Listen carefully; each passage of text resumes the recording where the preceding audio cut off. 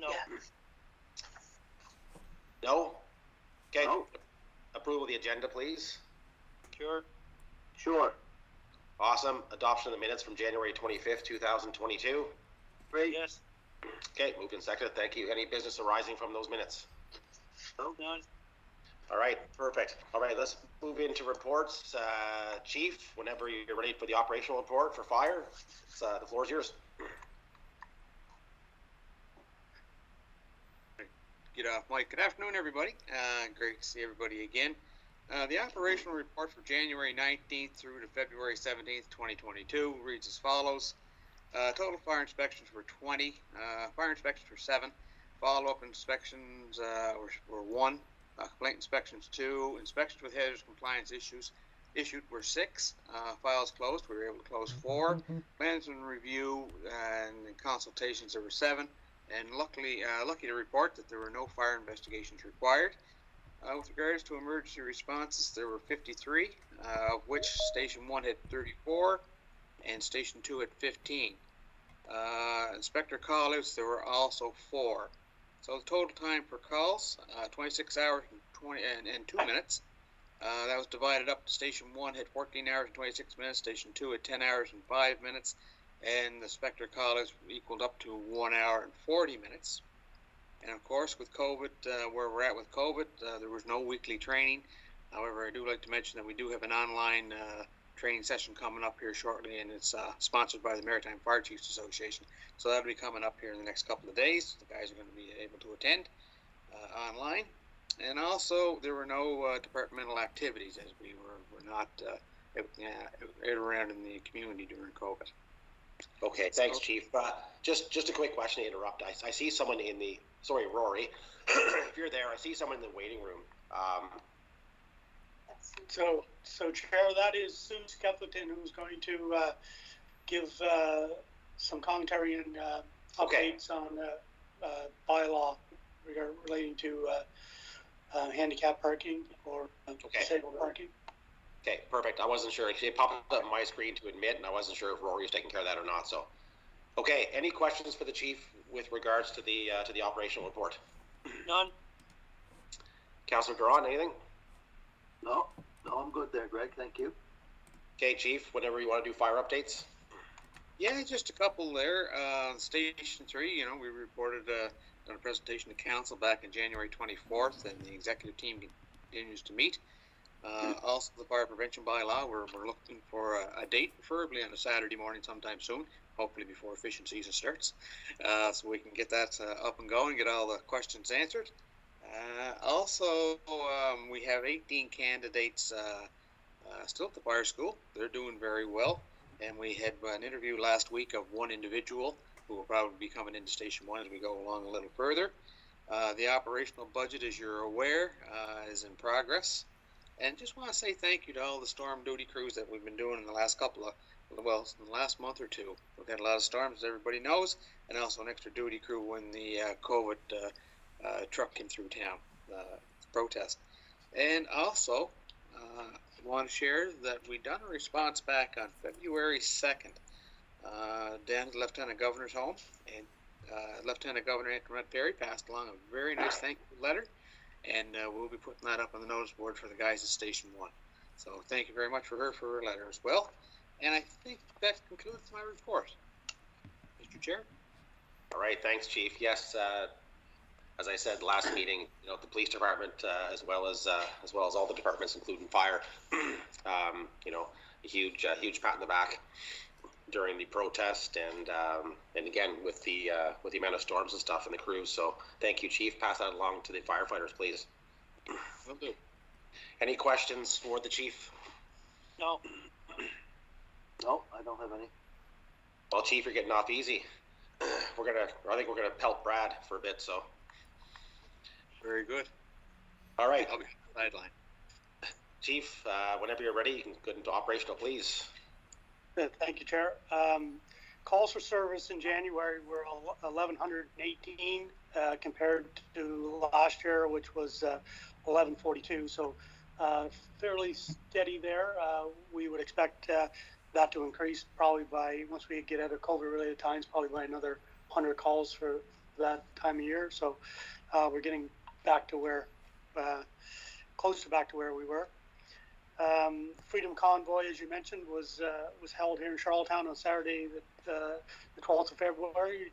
We experienced about 500 to 700 vehicles involved in the slow roll protest, and another couple hundred pedestrians that gathered at the Cenotaph and marched up University Avenue.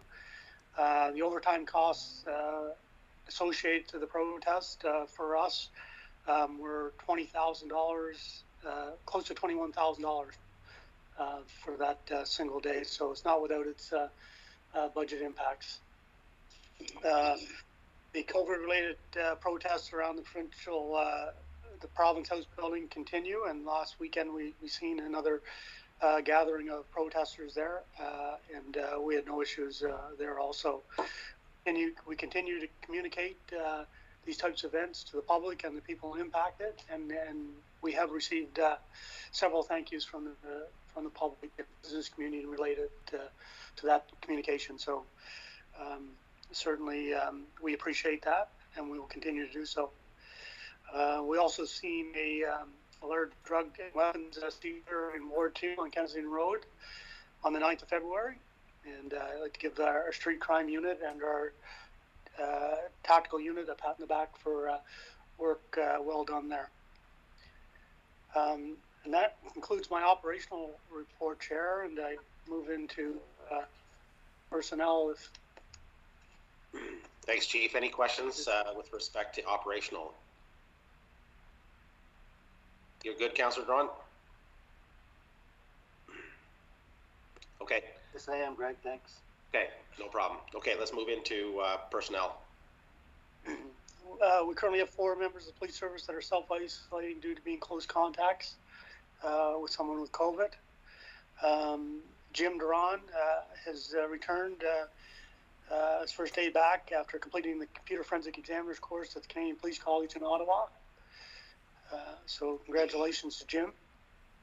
We have also received notice that Corporal Melissa Craswell and Corporal Bob Larder will be attending the major crime course in Ottawa next month. So their applications were processed. We got notification over the weekend that they're scheduled to attend. So I'm sure they'll be looking forward to that. And we continue to do other training in-house here at the CPS in small cohorts, abiding by COVID protocols. Am I missing anything else in personnel there, Jim? And that's personnel, Chair. I can move on to bylaw. Yeah. Any questions on on personnel? Councillor Ramsey, Councillor Drawn. I'm good. Oh, thank you. Okay, right into bylaws. We're kind of just. This is a smooth meeting so far. It's great. Don't say a word. Into the bylaws. Well, I'm wondering if now we maybe invite Sue Skeffington to give us her presentation on. Hi, Sue. Hi, Fran. How are you, Chief? I'm good. Good to see you. Yeah, perfect. Hi, Sue. Hi there. Hi, Sue. Okay. So, So, I'll turn it over to you.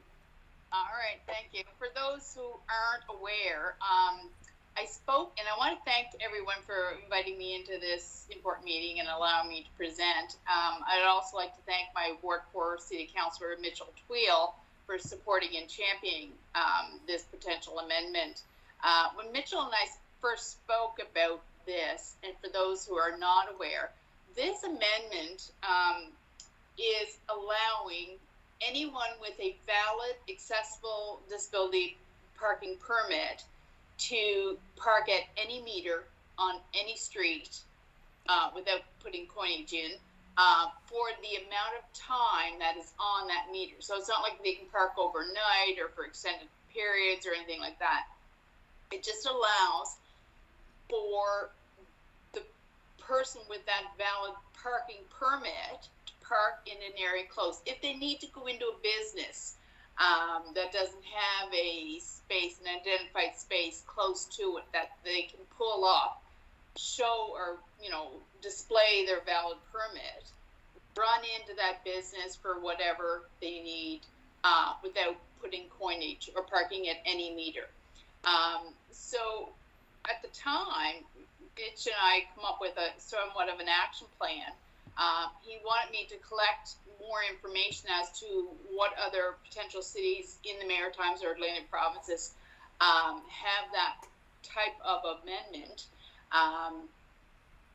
So, although even when I was doing the sort of my homework on it, I really thought it really shouldn't matter what other maritime or Atlantic cities have it. I mean, Charlottetown could champion and be proactive and progressive in adopting this amendment. So, that being said, I mean, I did contact Moncton, Halifax, St. John. All of them advised they do not have anything like this. When I looked into further cities along the major 401 highway in Ontario, most of those cities did. Toronto, Mississauga, Brampton, London, Sarnia. I know when I'm speaking to Marcia Carroll, who is was disability advocate, now it's Resource Abilities, she said, you know, there could even be potential opposition within the disability community, and I respect that. It's their choice whether they use it, although it's a benefit, even with this aging population who also have access to those valid parking permits. I was involved with sort of this at a arm's length distance from the city. For those who don't know, I just recently moved back home to Prince Edward Island after 31 years. So I have some experience in this. Unfortunately, now I need that permit. And I can tell you, if there isn't a parking spot with limited mobility that's close to the business, I'll move on. Otherwise, I could just pull up to a meter that might be out front of that business, go in for the short period of time, and move on. So that's what I'm hoping, that we can maybe look at this. I think Charlottetown could be a leader in the maritime provinces, the Atlantic provinces, to adopt such a open kind of bylaw to this. I'm not sure where next, but I'll be talking to my counselor about what the next step would be and what other opposition you might have. If anybody has any questions, I'd be happy to answer if I can. Thank you, Sue. Thanks. Does anyone have a question for Sue? Sue, you're saying, Sue, Greg? Councillor Ramsey, go ahead. So, Sue, thank you for that. But you're saying to make it easier for everybody is that you're just anyone with a tag can park anywhere at no charge. Is that what you're saying? Correct, at any street. So the wording from the city that I lived in for 31 years has already done this.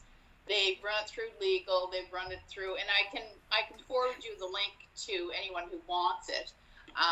It is the wording of the bylaw amendment in the Parking and Safe Streets Act is that you can park at any meter on any street without depositing coinage for the amount of time that is on that meter. So if it's a 2-hour meter parking space, you can be there for 2 hours.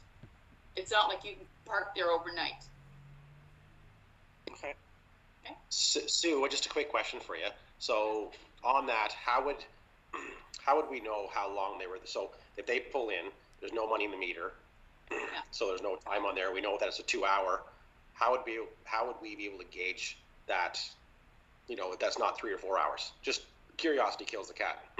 Yeah, no, and I'm not sure, and I apologize, what measures you have in place now. Like, I know some places will chalk tires if they're at a meter that has expired or something like that. I guess on one side of it, it does need to be a bit of an honor system. Again, that's something that we can maybe discuss and implement. Whether that sort of, if it's the commissionaires that write the tickets here, walk by, they see if they could chalk the tire, take note of the time, and if they're back, after 2 hours or whatever, and that chalk hasn't moved, then that would indicate that they've exceeded the time limit on that meter. So Sue, I know that they don't normally in the meters they don't spend their time chalking there. They usually go to the areas I think within the city that don't have meters to do the chalking. I guess another option might be if they were to do that what's it called, hotspot, and potentially reimbursed.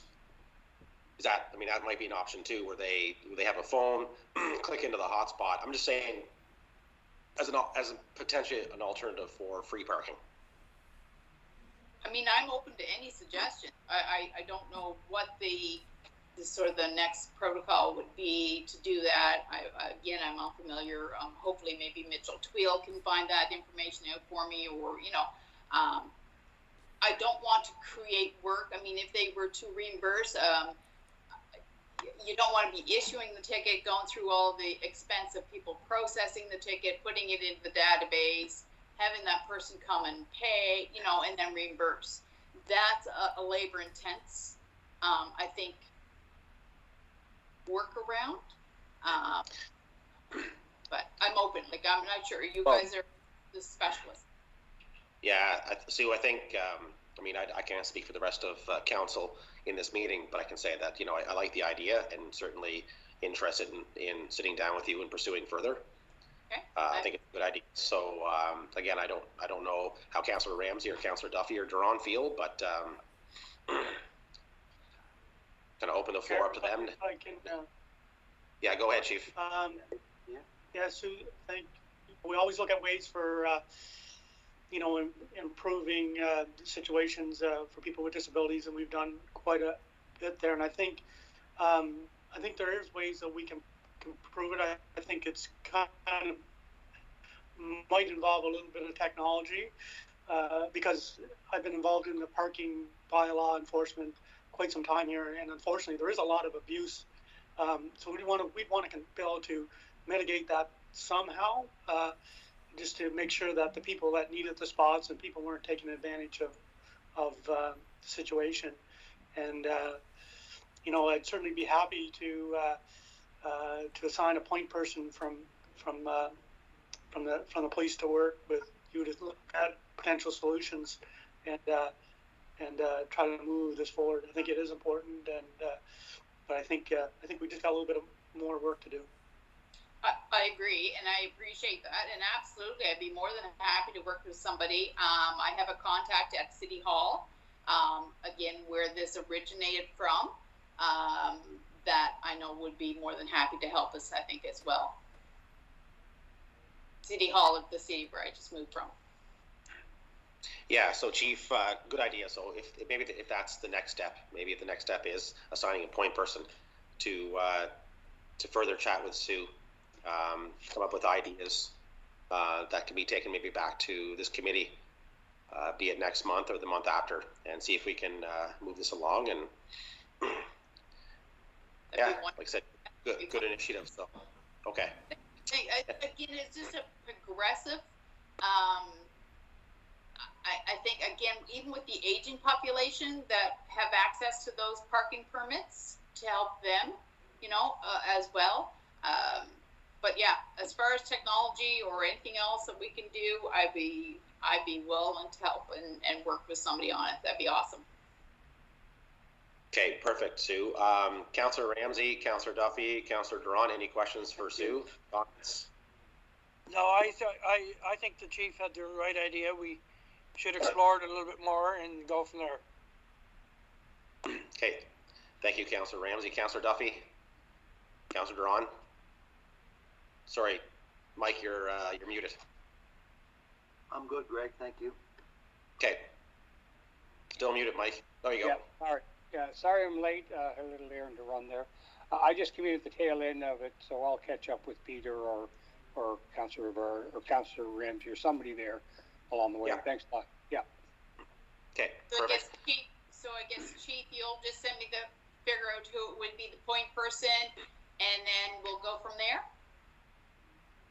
Yeah, for sure. So I have your coordinates here, and I'm going to have someone from my staff reach out for you and arrange a meeting, and we'll take it from there. Fabulous. Thank you so much, everyone, for giving me the time to present, and hopefully we can get started and work on this. Thank you, Sue. All right. Have a Thanks nice day. for coming in. Thank you. Thank you. Bye. See you later. All right, Chief. Is that it for bylaws? Chair, actually, I have some taxi bylaw iterations here. So we have been, we had received some recommendations from the industry itself regarding potential amendments to the taxi bylaw, and I won't go into deep depth here, but I'll give you a flavor for what they involve. And I've had my staff review them, and we don't have any issues with any of them. We think a lot of them make sense in the time they've been updated. And as you well know, Chair,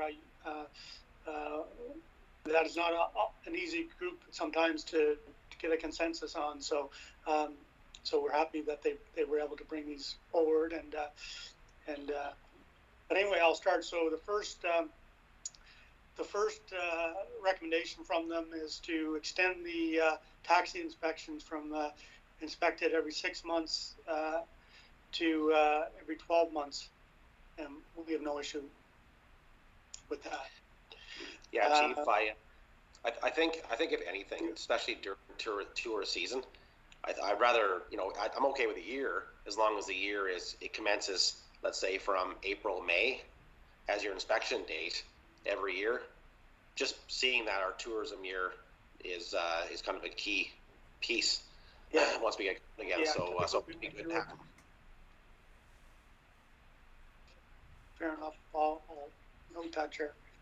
Also, the smoking, that part 3, the smoking section, the current bylaw says that no actuator while operating will smoke.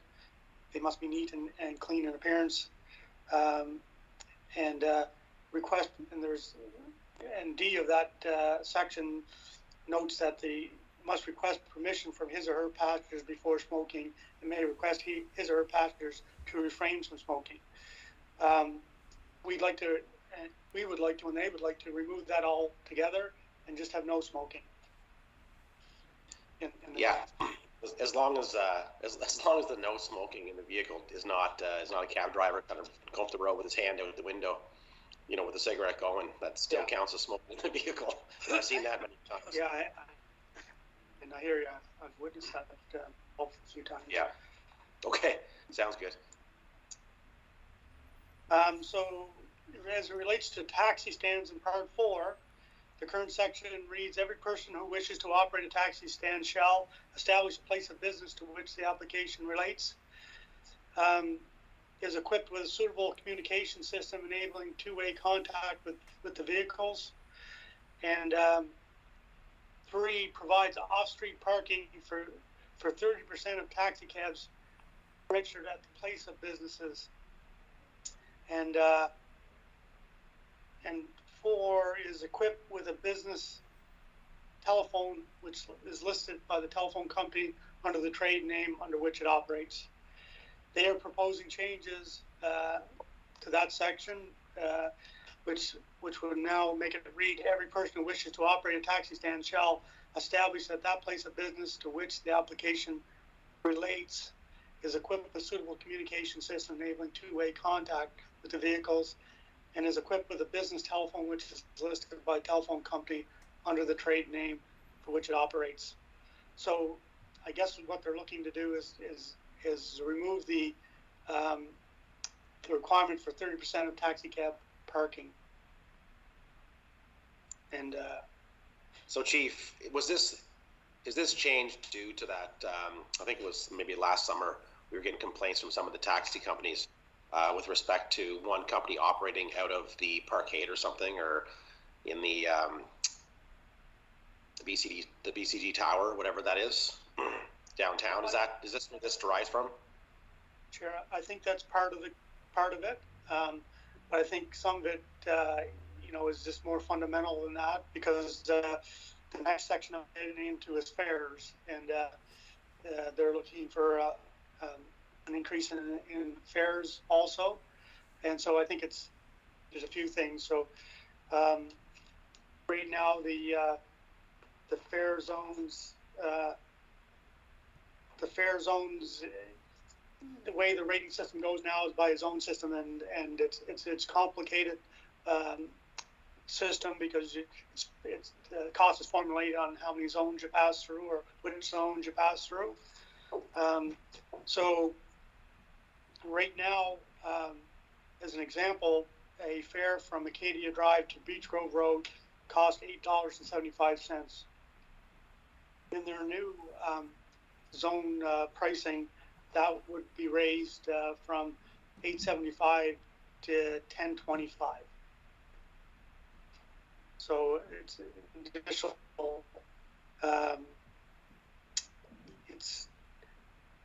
It's an certainly an increase for sure, but the staff have checked with other jurisdictions, and it's not out of alignment with what other jurisdictions are. When's the last time, Chief, that they had any kind of pay hike, rate change?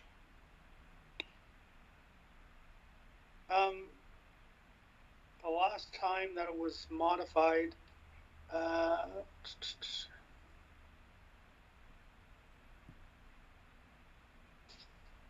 was a few years ago now, Chair. I don't have the exact date noted here, but it has been some time since it's been adjusted. I heard 10 plus years. I can get back to you on that. Yeah, I heard 10 plus years. Would that be accurate, do you think? I think it's in that vicinity for sure. I was thinking 2011. So with the price of gas and price of everything, I'm surprised it's taken this long. Okay. Any questions, councillors, on the rate? Mr. Chair? Yeah. I have one comment. It seems to me it's kind of futile to have a prearranged meeting or prearranged appointment every year to get your taxi cab cleaned, to go have it inspected and get it worked on and all that. I don't know why. I think it'd be much more effective. I've seen some taxi cabs. There's some really great ones, and there's some really bad ones, and I'm talking about the bad ones here. I would see it be more effective if it was a shotgun affair where the guy gets a call, he's going to have his vehicle inspected at 11 o'clock this morning.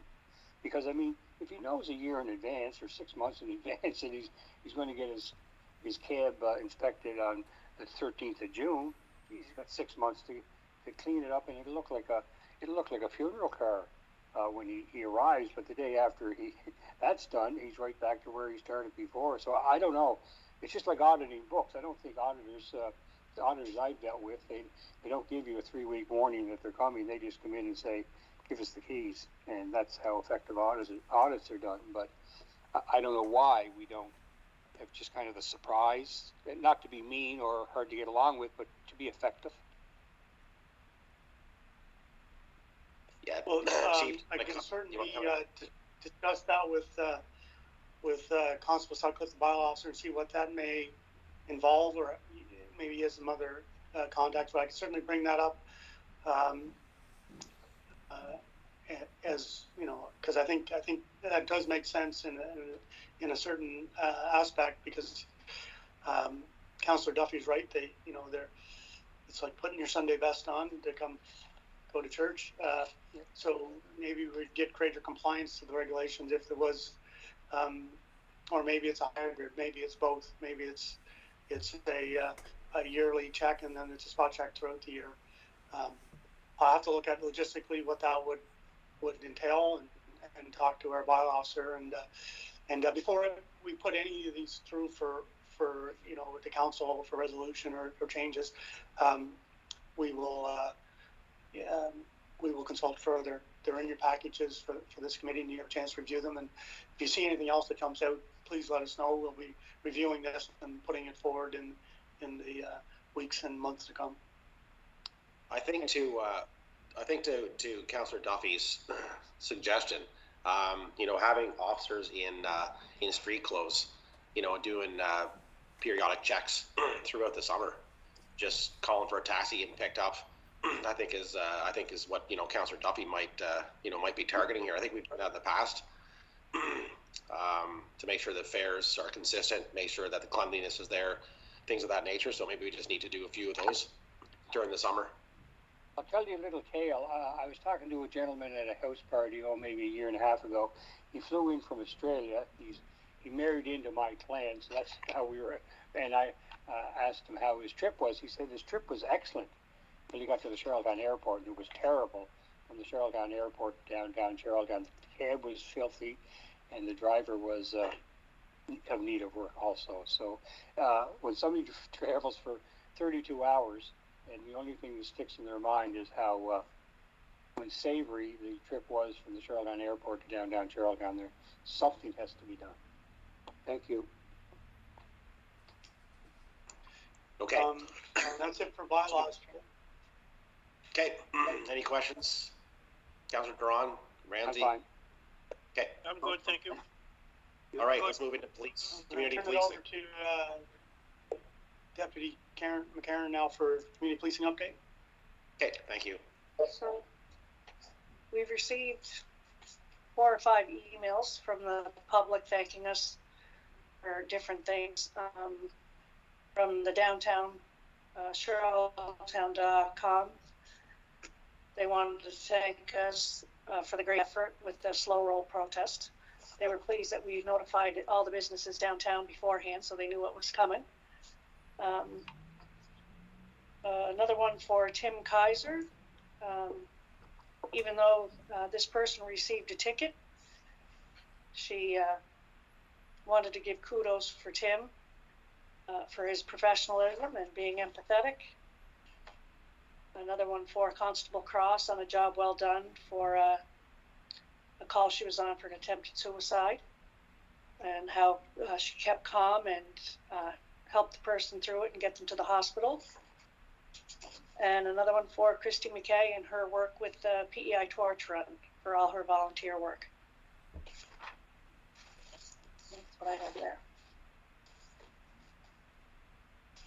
All right, that's, again, I love hearing good news stories from all our workers, no matter what department it's in. So, thank you for that. Starting to lose my voice here. Sorry, and no, I don't have the COVID. I got tested, just a cold, just a man cold. Might be worse than COVID. Pretty sure. I don't know what All your right. problem is. Oh, way worse. All right. Can we get a motion to move into a closed session as per section 119(1)(b), undisclosed confidential information, D, human right matters, and E, a matter still under consideration of the MGA of PEI. Sure, I'll move it. Second it. Perfect. Thank you. Rory, you want to let me know when